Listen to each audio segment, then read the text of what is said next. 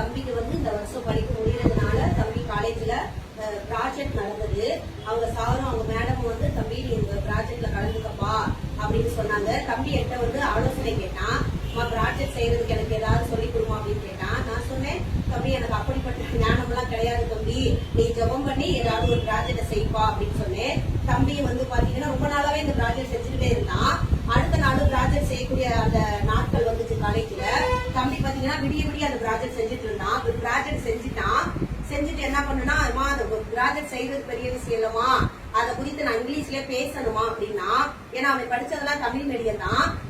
Project செய்ய ஞானத்தை கொடுத்த தேவன் கண்டிப்பா பேசவும் ஞானத்தை கொடுப்பாரு தம்பி, நீ பயப்படாத, நான் ஜெபம் பண்ணிக்கிறேன் அப்படின்னு அப்பாட்டையும் சொல்லியிருந்தேன், ஜெபம் பண்ணிக்கப்பான்னு. அப்பாவும் ஜெபம் பண்ணாங்க. அன்னைக்கு தம்பி விடிய விடிய ப்ராஜெக்ட் செஞ்சுட்டு தூங்கிட்டான். 3 மணி இருக்கும்.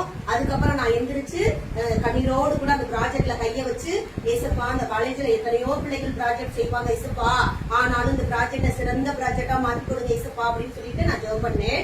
அதே போல தம்பி அன்னைக்கு அந்த ப்ராஜெக்ட் எடுத்துட்டு போயிட்டு அங்க ப்ராஜெக்ட் செஞ்சான். நல்ல முறையில அவன் செஞ்சான். தம்பி போன் பண்ணுவான் அப்படின்னு எதிர்பார்த்தேன். தம்பி போன் அடிக்கல. அப்புறம் நானே போன் அடிச்சேன். ப்ராஜெக்ட் எப்படிப்பா செஞ்ச அப்படின்னு கேட்டேன். அம்மா நல்லபடியா செஞ்சேமா, காலேஜுக்கே ஃபர்ஸ்ட் வர ஏசப்பா உதவி செஞ்சாருமா அப்படின்னு சொல்லி தம்பி சொன்னா.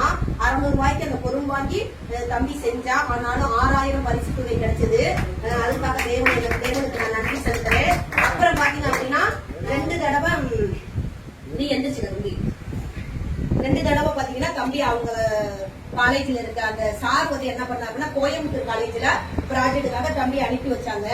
அந்த கோயம்புத்தூர் போறப்பையும் அதுலயும் தம்பி ஃபர்ஸ்ட் வர ஏசப்பா உதவி செஞ்சாரு. ட்ரெயின்ல போகும்போது வரும்போது தேவனுடைய பாதுகாப்பின் கரை இருந்தது. கடைசி அவருக்கு பிப்ரவரி மாசம் ஃபுல்லாவே அந்த ப்ராஜெக்ட் தான் தம்பி காலேஜ்ல நடந்தது.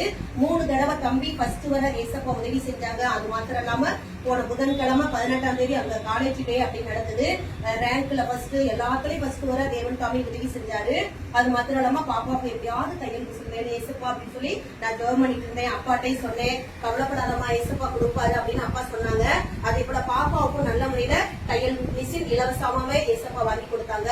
அந்த நேரத்துல ஏசப்பா எனக்கு ஒரு வசனத்தை கொடுத்தாங்க, துன்பத்தை கண்ட நாட்களுக்கு சரியாய் உன்னை மகிழ்ச்சியாக்குவேன் அப்படின்னு சொல்லி ஏசப்பா கூட அருமையா பேசினாங்க. என்னுடைய பிள்ளைகளுடைய வாழ்க்கையிலையும் என்னுடைய வாழ்க்கையிலையும் அநேக அற்புதங்களை ஏசப்பா செய்திருக்கிறார். ஏசப்பாவுக்காக நான் நன்றி செலுத்துறேன். இன்னைக்கு காலையில, அதாவது விடிய காலமா எனக்கு ஒரு பிரத்யேகமான ஒரு தரிசனத்தை வந்து நான் பார்த்தேன். அது என்ன அப்படின்னு சொல்லி இதுவரைக்கும் நான் யாருக்கும் சொல்லல, இங்க சாட்சியா சொல்லணும் அப்படின்றதுதான் நான் சொல்ல வந்திருக்கேன். என்ன தரிசனம் அப்படின்னு கேட்டீங்கன்னா, ஒரு பெரிய ஆஸ்பத்திரி ஏசப்பா காட்டுறாரு. அதுல பாத்தீங்கன்னா ரட்சிக்கப்பட்டவங்களும் இருக்காங்க, ரட்சிக்கப்படாதவங்களும் நிறைய பேர் இருக்காங்க. ஏங்க